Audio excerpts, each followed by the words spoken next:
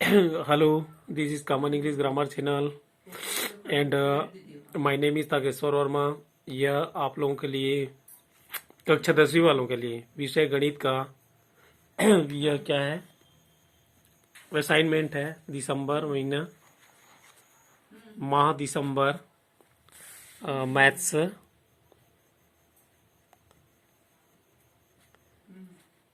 Maths का assignment है। इसमें 5 प्रश्न दिए गए हैं, इसका उत्तर बना के हमको प्रस्तुत करना है। तो इसमें पहला प्रश्न है, यदि किसी त्रिभुज की एक भुजा के समांतर बाकी दो भुजाओं का भिन्न भिन्न बिंदुओं पर प्रतिच्छेद करती हुई एक सरल रेखा खींची जाए तो यह रेखा उन दोनों भुजाओं को समान अनुपात में विभाजित करती है। एक त्रिभुज ABC दिया है जिसमें भुजा BC के समांतर खींची गई एक रेखा अन्य दो भुजाओं AB और AC को क्रमशः D व E पर काटती है ना। तो AB और C इस तरह से है, D और E है ना।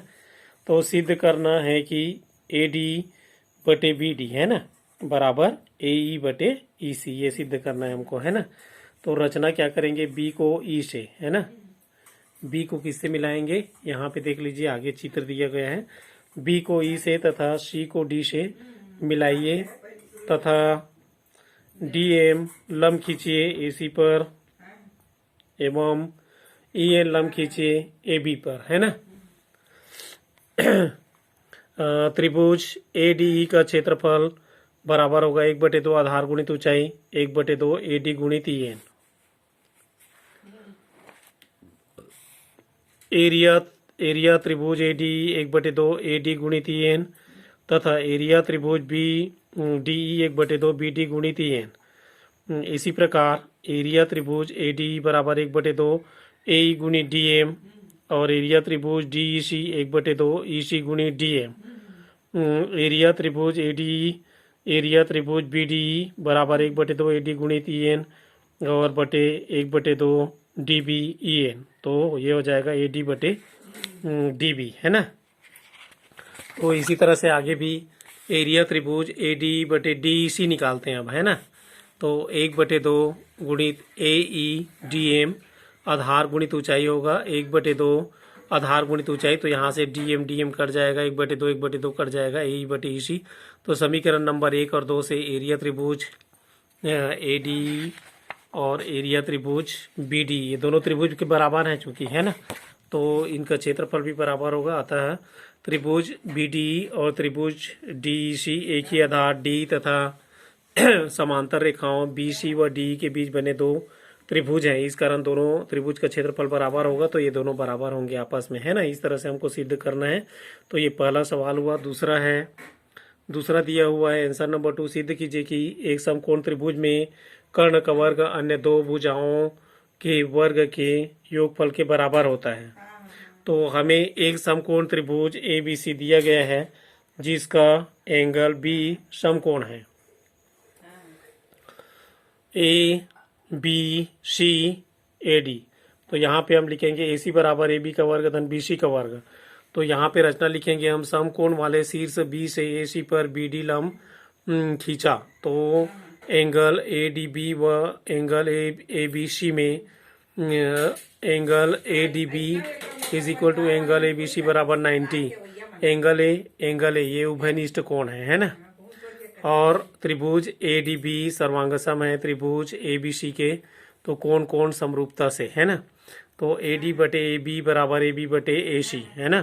तो AD गुणित AC AB का वर्ग और त्रिभुज BDC और त्रिभुज ABC है, तो CD बटे BC बटे AC, तो CD AC BC का वर्ग सेकेंड। तो समीकरण नंबर 1 धन समीकरण नंबर 2 से ADAC और CDAC AB का वर्ग धन BC का वर्ग, तो AB का वर्ग धन BC का वर्ग, तो AC और AD प्लस CD है ना। तो इस तरह से हो जाएगा AB का वर्ग धन BC का वर्ग बराबर AC का वर्ग है ना, इस तरह से होगा। अब देखते हैं तीसरा नंबर, एक वृत्त की त्रिज्या 20 सेंटीमीटर और दो बराबर और दो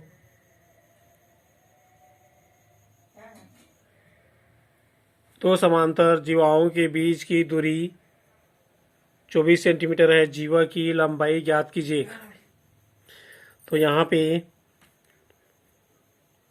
ये 24 सेंटीमीटर है, 20 सेंटीमीटर है। तो यहाँ पे ए बी व सी डी दो बराबर जीवा है और उनके बीच की दूरी क्या है, 24 सेंटीमीटर है। तो ओ एन बराबर 12 सेंटीमीटर है ना, और ओ बी बराबर 20 सेंटीमीटर।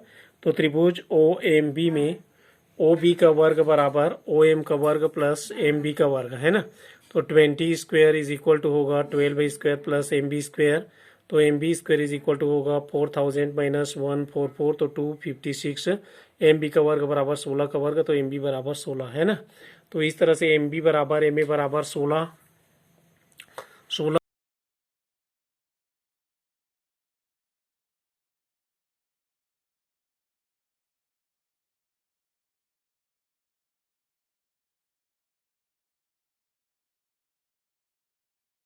है ना। नेक्स्ट है चौथा प्रश्न है, उसमें वाह बिंदु से वृत्त पर खींची गई स्पर्श रेखाओं की लंबाइयां क्या होती हैं, बराबर होती हैं, है ना। तो ज्ञात है ए पी व ए क्यू वाह बिंदु से वृत्त पर खींचे गए दो स्पर्श रेखाएं हैं। तो सिद्ध करना है ए पी बराबर ए क्यू है ना। वृत्त के केंद्र से ए पी क्यू को मिलाइए, है ना। तो उत्पत्ति लिखेंगे यहाँ पे, त्रिभुज ओ पी ए और त्रिभुज ओ क्यू ए में ओ पी बराबर ओ क्यू एक ही वृत्त की त्रिज्याएं हैं, है ना। ओ ए बराबर ओ ए उभयनिष्ठ भुजा है, ठीक है। और angle A P O is equal to angle A Q O बराबर 90 डिग्री है ना। तो त्रिभुज ओ पी ए सर्वांगसम है त्रिभुज ओ क्यू ए, है ना। सर्वांगसम त्रिभुज के संगत भुजाएं हैं। तो ए पी बराबर ए क्यू है ना, ए पी बराबर ए क्यू ये बराबर होगा, ठीक है। इस तरह से ये सिद्ध हो गया। आगे हम देखते हैं प्रश्न नंबर 5 है, त्रिभुज एबीसी के परिगत वृत्त की रचना कीजिए जिसमें ए बी बराबर बी सी बराबर सी ए बराबर 6 सेंटीमीटर और रचना के पद भी लिखिए। तो पहला नंबर लिखेंगे, सबसे पहले ए बी बराबर 6 सेंटीमीटर खींचा, बी को केंद्र मानकर ऊपर एक चाप काटा, है ना। और तीसरा नंबर ए को केंद्र मानकर ऊपर एक चाप काटा, ठीक है। तो दोनों चौथा नंबर, जहां दोनों चाप कटे वहां पर सी लिखा, है ना। 5 सी को बी तथा सी को ए से मिलाया, बी सी का लंबार्धक खींचा। और 7 नंबर ए सी का लंबार्धक खींचा। और 8 नंबर दोनों ओ बिंदु पर मिलते हैं, अतः क्या करेंगे, ओ को केंद्र और ओ ए को त्रिज्या मानकर एक वृत्त खींचा जो ए बी सी से होकर गुजरता है ना। तो इस तरह से खींचेंगे, देखिए ये 6 सेंटीमीटर और ये भी 6 सेंटीमीटर और ये भी 6 सेंटीमीटर, है ना।